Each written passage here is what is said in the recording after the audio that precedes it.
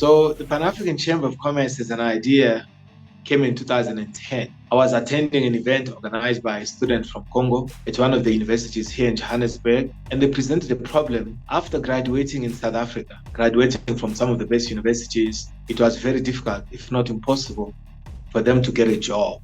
Not just getting a job, for them to get work experience that comes through internship. So when I had this problem, the Pan-African Chamber of Commerce as an idea did not just happen overnight. It came out of a need to create opportunities for young people, not only from Congo where I'm coming from, but young people from other countries who are studying in South Africa, but also young South Africans as well, to help them build this bridge between the classroom and the boardroom, between learning and earning. So I saw that.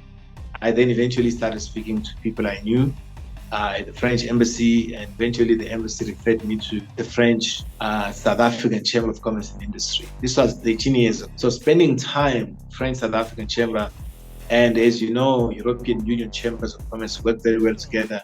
I was then exposed to other chambers of commerce.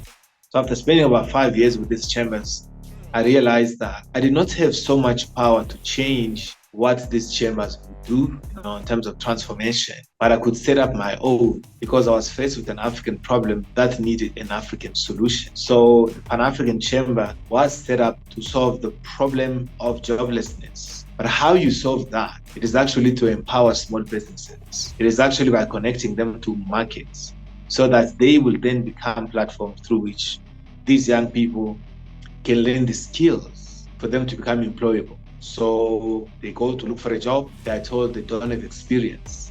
How do you get experience without a job? Basically, it's a chicken and egg situation. So it is because of that. Secondly, it is just because of my passion to show to people in South Africa that there's so much to this continent than this beautiful country called South Africa. A lot of young people in this nation don't always look to Africa. They look to Europe, they look to America. It has been like this because of where the nation is coming from.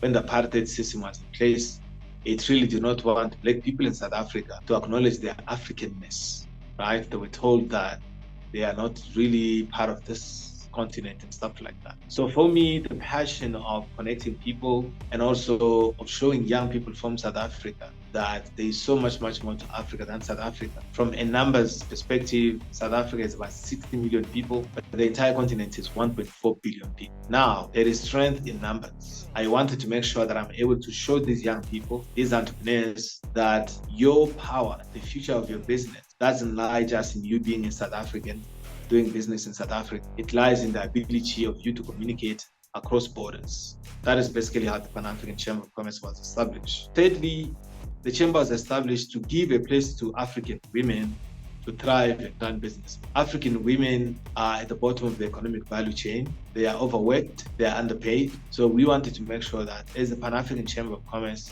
we can work with the private sector and the public sector to mainstream women's economic participation. Basically, that's how the chamber came about. Fourthly, I am really passionate about culture. I wanted to make sure that Pan-African Chamber of Commerce as an organization can drive the economic transformation in Africa through cultural development. So those are the areas where we set the chamber to solve some of the issues, the key issues we're facing as a continent. But primarily it came out of the need to provide an opportunity to young people in Africa to gain work experience, for them to become employable.